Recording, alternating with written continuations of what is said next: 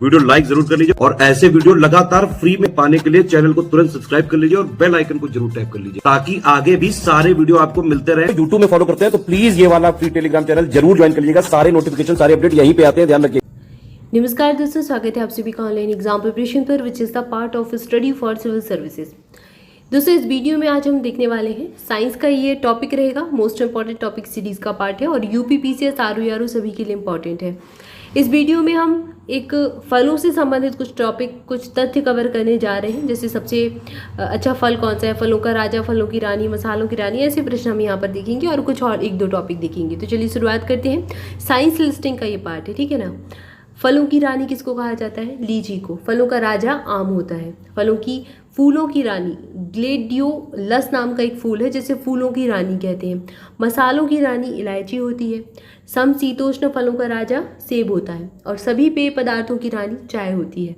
चाय सबसे ज़्यादा भी पी जाती है और गरीब लोगों का फल बेर कहा जाता है। शुष्क फलों का राजा बादाम होता है। हरा सोना अफीम को, ये प्रश्न पूछे गए, हरा सोना अफीम को कहा जाता है। वनों का राजा टीक को कहा जाता है। कल्प वृक्ष कौन सा है, ये प्रश्न भी आ चुका है, नारियल है। ईश्वरीय भोजन कोकोआ को कहा जाता है। शताब्दी पौधा खजूर को कहा जाता है। भारत का स्वर्णिम तंतु जूट को कहा जाता है, ठीक है ना। और विश्वव्यापी रेशा कपास को कहा जाता है। उजला सोना कपास को कहते हैं। मोटा अनाज ज्वार और बाजरा है। शाकाहारी मांस मशरूम कहलाता है। अद्भुत वृक्ष नीम कहलाता है। 21वीं सदी का पेड़ नीम कहलाता है। राष्ट्रीय वृक्ष की संख्या बरगद को दी गई है। दलहनों की रानी मटर को कहा गया है। अनाजों की रानी मक्का को कहा गया है और सुनहरा रेशा जूट को कहते हैं। जूट को भारत का स्वर्णिम तंतु, सुनहरा रेशा से प्रश्न आ चुका है। दलहनों का राजा चना है और दलहनों की रानी मटर है, ये याद रखना है, इसमें कंफ्यूज नहीं होइएगा।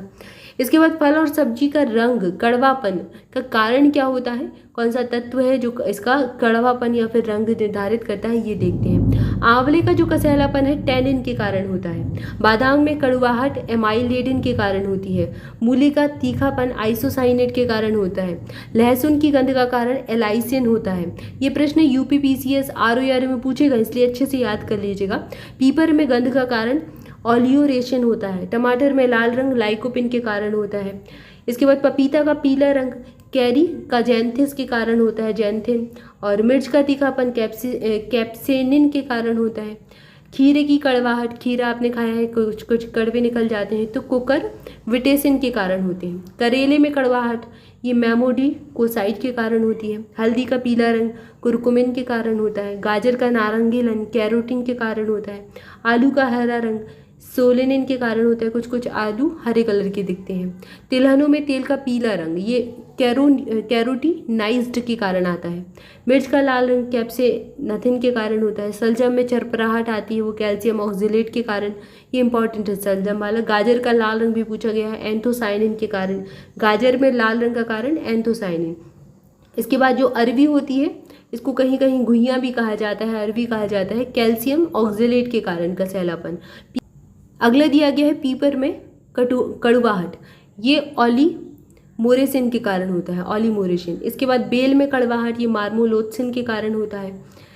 प्याज का रंग एंथोसाइनिन और एंथोक्सेथिन के कारण होता है, उपस्थिति के कारण, और ये फ्लोवोनाइड्स वर्ग से संबंधित होते हैं। एंथोसाइनिन नारंगी, पीला, बैंगनी रंग प्रदान करता है और एथैक्सीथेन हल्का पीला और सफ़ेद रंग प्रदान करता है। तो प्याज का रंग कैसा आपने देखा है, हल्का सा बैंगनी भी होता है और हल्का सा सफ़ेद पीला भी होता है, तो इन दोनों के कारण होता है, ठीक है ना।